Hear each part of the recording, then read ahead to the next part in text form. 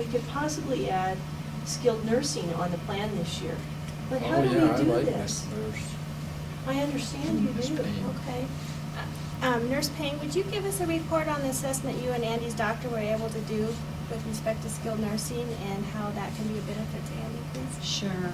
Mrs. Doe, Andy and I met each other about a month ago, and we discussed what they would like to see as far as nursing on the next plan. I was able to attend Andy's last checkup at his doctor's, and the doctor felt that Andy could also benefit, so he wrote a prescription for 52 units of nursing for the plan year, with instructions to assist Andy with weight loss, identifying when he's ill, and learning about his medications. So I will work out some specific ways in which I will begin teaching Andy and assisting him in these areas. Okay, thank you. You're welcome.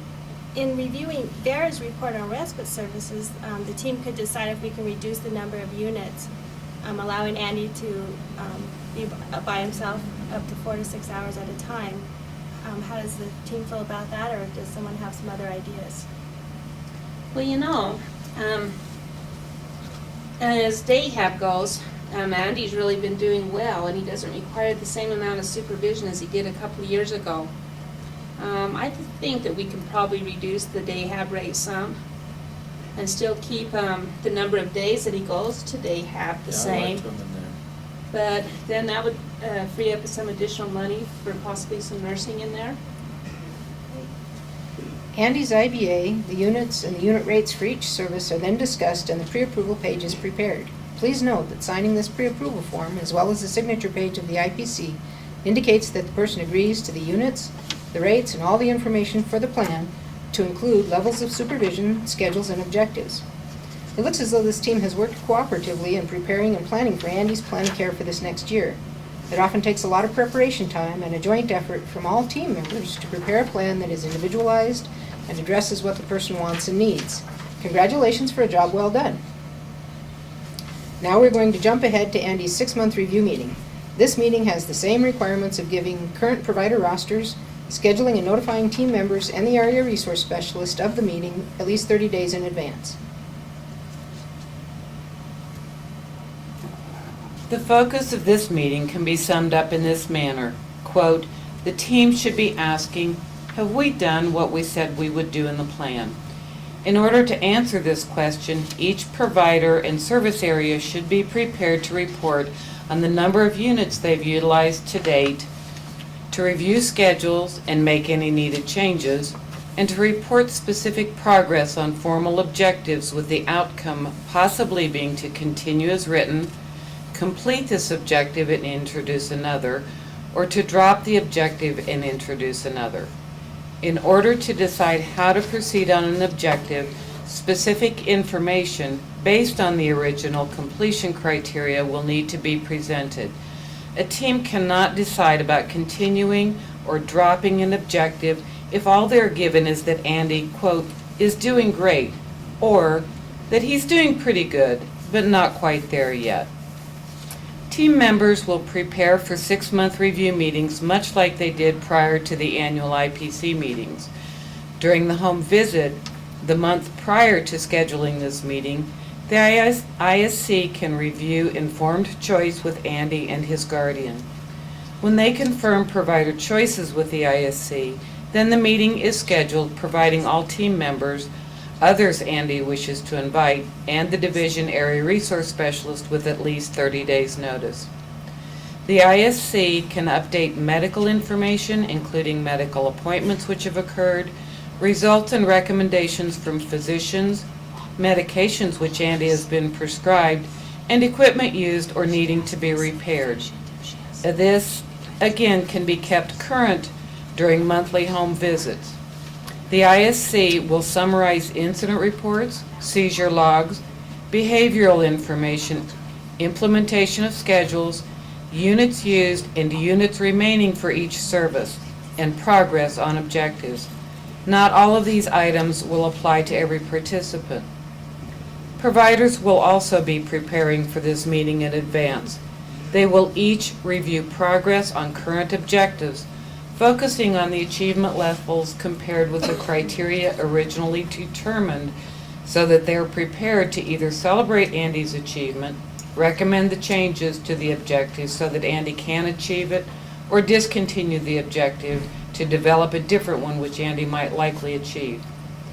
Providers will bring their schedules to review with the team and be prepared to identify that schedules are being followed as developed, or if not, why not, and what changes need to be made. Providers will also come to the meeting with specific current units information so that this can be compared to the ISC record, assuring accuracy in case the team decides to request a modification to the pre-approval services. Each team member will be prepared to suggest any assessments he or she believes will be needed in order to develop Andy's next annual plan. If any team member is unable to attend this meeting, he or she will send written notes covering all of the information to the ISC prior to the meeting so the ISC can present the information to the team. Let's observe how Andy's team discusses each of these items during his 6-month IPC meeting. We join them after they have completed introductions. Andy, now that we've reviewed your medical appointments and medications, let's talk about how you're doing with Nurse Payne.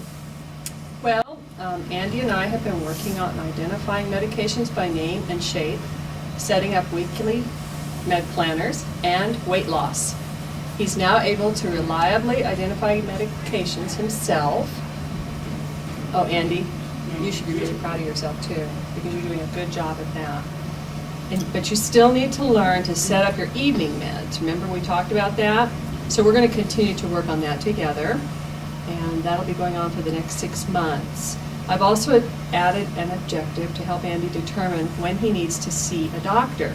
So at approximately 3 months prior to the annual plan, I'm going to assess your ability to do all these things reliably, hoping that I can report that you no longer need this service and that these things will not prevent you from being ready to move into your own apartment.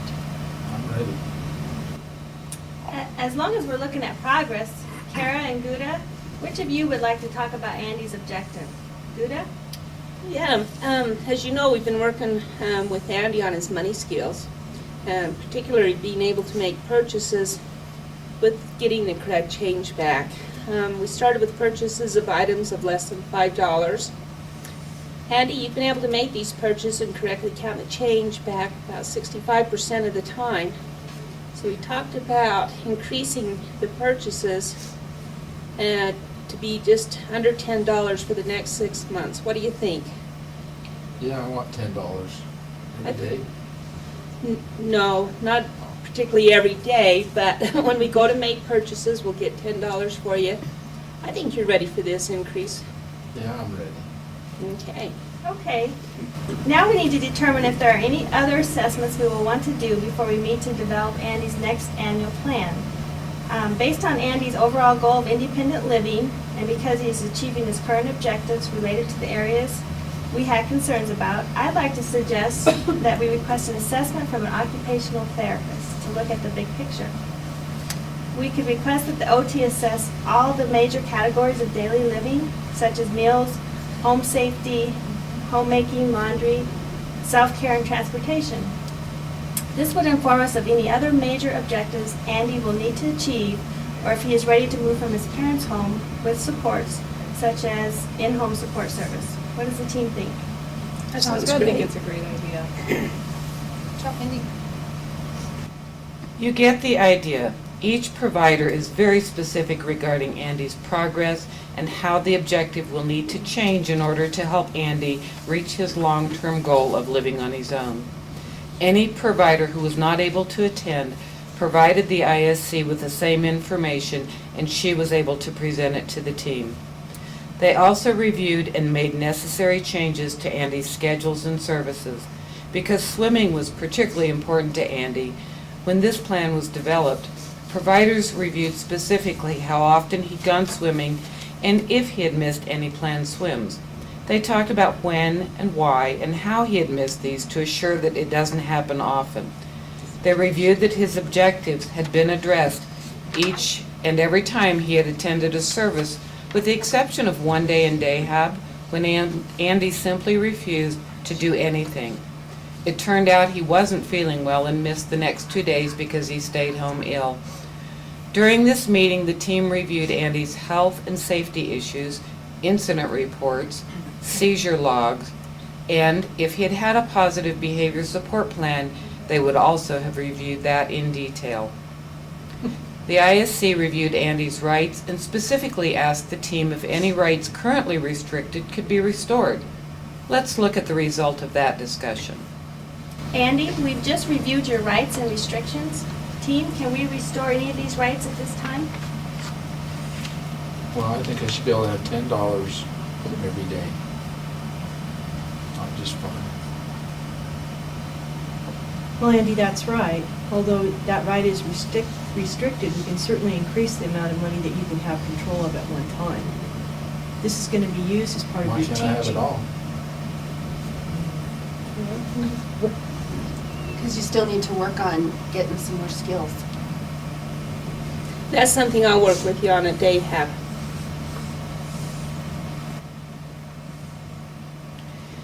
The team reviewed and updated the supports pages of the plan, changing the amount of money Andy can have on his person to $10 and reflecting the progress he's made with Nurse Payne's help. They also compared their records of units used to date and the units remaining for each service on Andy's plan. If there had been any modification needed to be made to his pre-approval, they would have been able to accomplish this during the meeting. Prior to ending the meeting, the ISC will review the team meeting guidelines to assure that everything has been addressed. Okay, that about does it for Andy's 6-month review IPC meeting. Thanks for joining us.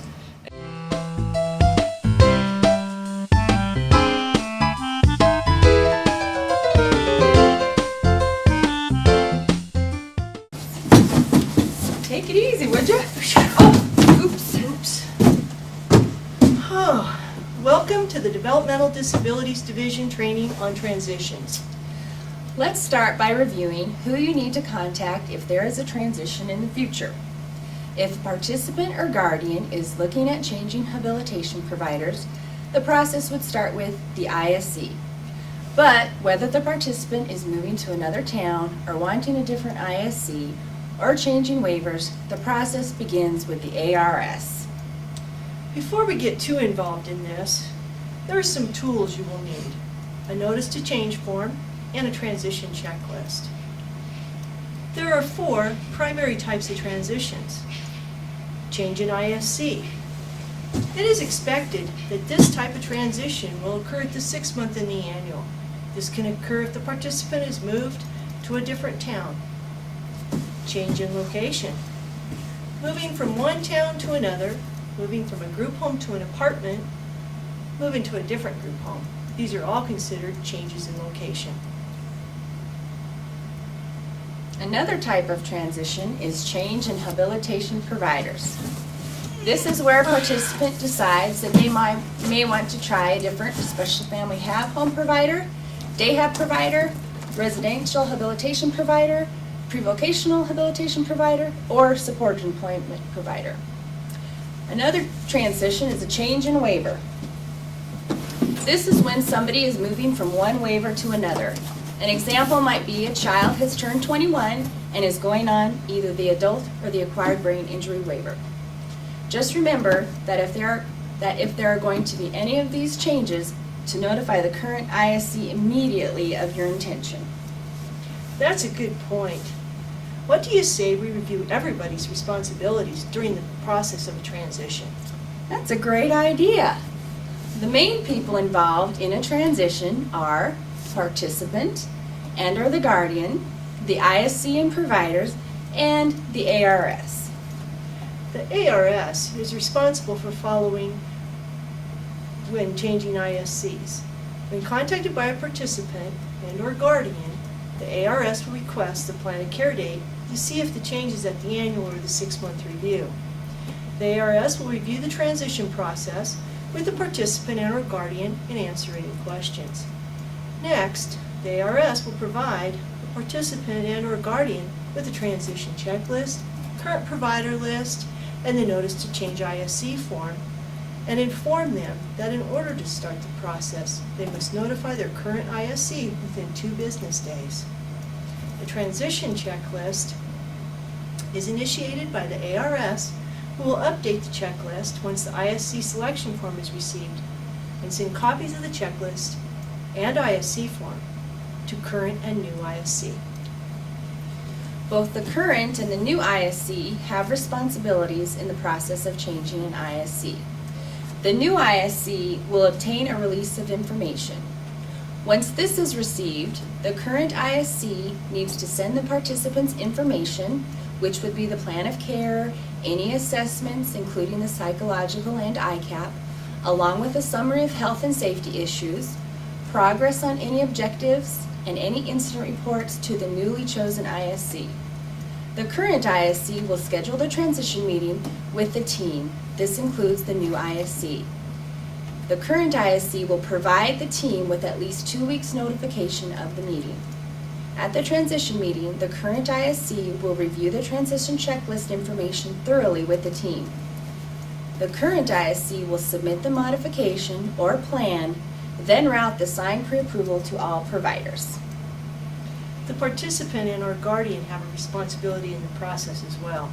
They need to contact the ARS if they wish to change their ISC. They may be asked to wait until the 6-month or annual meeting.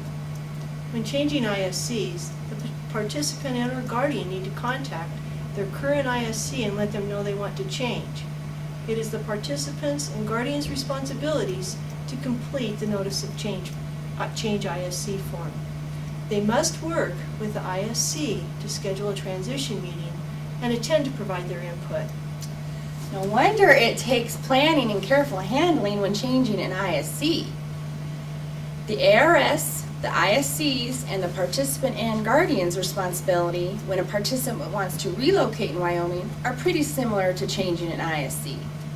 If a participant or guardian contacts the ARS to relocate, the ARS will review the process, send provider lists for location desired, inform the waiver manager and specialist, then initiate the checklist. The ARS will also notify the ARS in the new location, so all that need to be involved in the transition are notified. The current ISC will then share information with the new team once release is received. They'll schedule the transition meeting, they'll review the transition checklist, they'll update the plan and submit modification or new plan information, and then distribute the pre-approval.